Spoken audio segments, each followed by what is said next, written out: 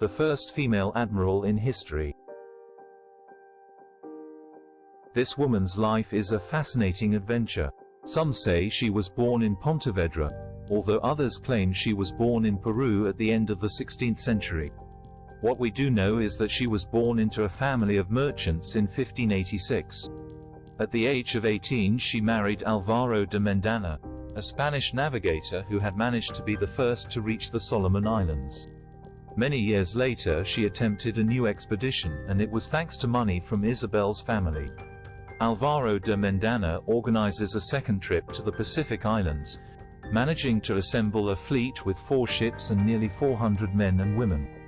In 1595 they left El Callao, the port of the newly founded capital of Peru. After a journey of more than 3 months, Mendana died from malaria on the island of Santa Cruz. Most of the crew decide to undertake the return trip, but the idea of returning as a failure is not in the vocabulary of his widow Isabel.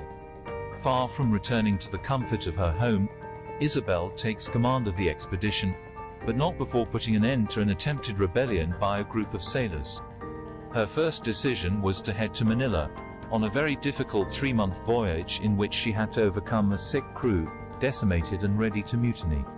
Isabel is already known as Adelantada de la Mar Ocana. The journey to Manila is a real ordeal.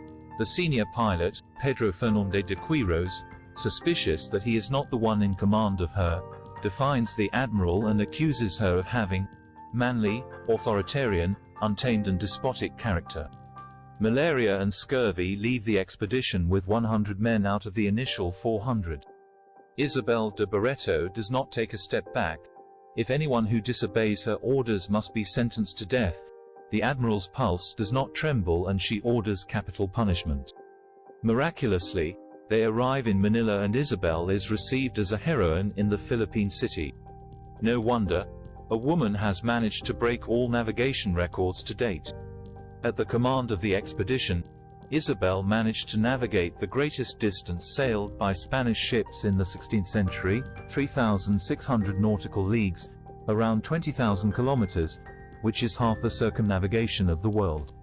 She had been the first to cross the Pacific Ocean through the southern hemisphere, and they discovered a 5th continent, Australia. Isabel died young, at 45 years old.